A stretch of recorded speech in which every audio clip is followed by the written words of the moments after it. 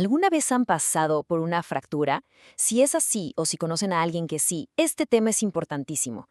Hoy vamos a desentrañar qué pasa, qué consecuencias hay cuando uno decide saltarse la fisioterapia después de una lesión así. Muy bien, vamos directo al grano. Esta es la pregunta del millón, ¿no? Mucha gente piensa, bueno, el doctor ya dijo que el hueso pegó, ¿para qué necesito terapia? La respuesta corta y directa es sí, es absolutamente necesaria. Y ahora vamos a ver por qué. Miren, esta imagen lo dice prácticamente todo. Que el hueso se repare, que pegue, es solo la primera parte de la historia. La recuperación de verdad significa volver a usar esa parte del cuerpo como antes. Sin la terapia, una rigidez como la que vemos en esa rodilla puede volverse algo permanente. Ok, empecemos con la primera idea clave que hay que entender. Y es que cuando hablamos de una fractura, la historia va mucho más allá del hueso roto. Lo que vemos en la radiografía es solo una pieza del rompecabezas. Exacto. La fuerza del golpe, el trauma que es capaz de romper un hueso, también afecta todo lo que está a su alrededor. Hablamos de desgarros en músculos, estiramientos en ligamentos, daño en vasos sanguíneos y hasta en los nervios. Por eso el tratamiento no puede enfocarse solo en el hueso. Tiene que ser sobre toda la zona afectada. Ahora, la cosa se pone más interesante. Para que el hueso sane, es obvio que se necesita un yeso, una férula, algo que lo mantenga quieto.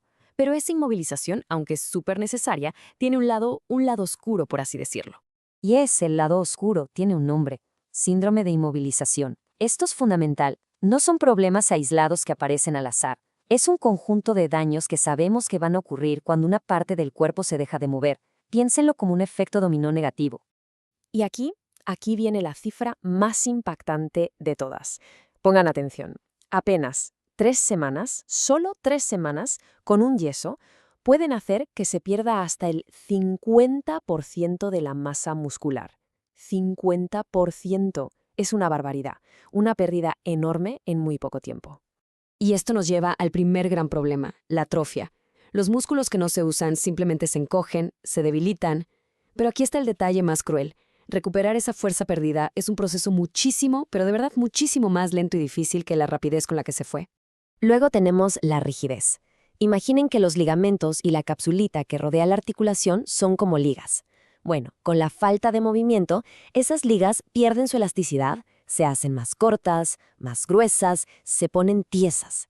Es como si la articulación se quedara trabada en una posición. Y por si fuera poco, la hinchazón que se produce con la fractura libera una sustancia llamada fibrina. Piensen en ella como un pegamento biológico. Si no hay movimiento que ayude a limpiar la zona, esta fibrina empieza a pegar unos tejidos con otros, creando adherencias que impiden el movimiento libre. Y esta parte es fascinante.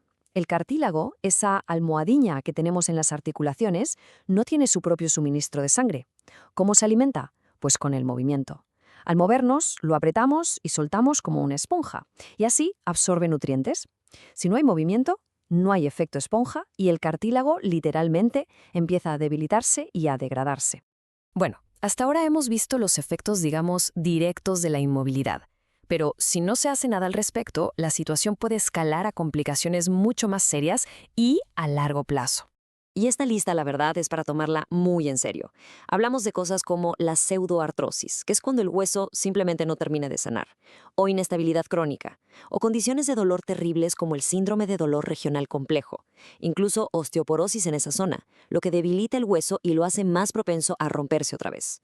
Todas estas son secuelas graves, pero lo más importante es que se pueden evitar. Y esta cita de una de las fuentes que consultamos lo resume de forma perfecta. Un mal tratamiento o la falta de tratamiento es como abrirle la puerta a un montón de problemas que van mucho más allá de la fractura. Y el peor de todos, quizá, es la pérdida de funcionalidad, que es lo que al final afecta la vida diaria.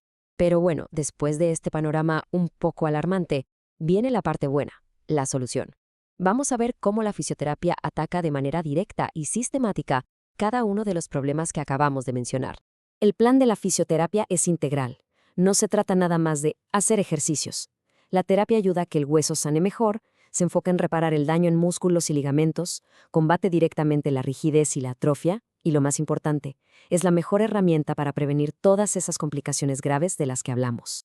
Y ojo, un punto importantísimo, la rehabilitación no empieza cuando quitan el yeso, empieza mucho antes. Incluso con la inmovilización hay ejercicios y movimientos específicos que se pueden y deben hacer. Se trata de ser proactivos, de ir ganándole terreno al problema desde el principio. Al final, la idea central es esta. El fisioterapeuta es el guía experto en este camino. No se trata de moverse por moverse, porque eso hasta podría ser contraproducente. Se trata de seguir un plan, un mapa seguro y progresivo, hecho a la medida para cada persona y cada lesión, con una meta final muy clara: recuperar la función al 100%. Y cerramos con esta pregunta, que creo que lo resume todo. Si una radiografía muestra un hueso perfecto, pero esa mano no puede tomar un vaso, esa rodilla no se dobla para sentarse, o ese tobillo no aguanta el peso para caminar, ¿realmente podemos decir que la persona está curada? La respuesta, después de todo lo que vimos, es un claro no. La verdadera curación es volver a usarlo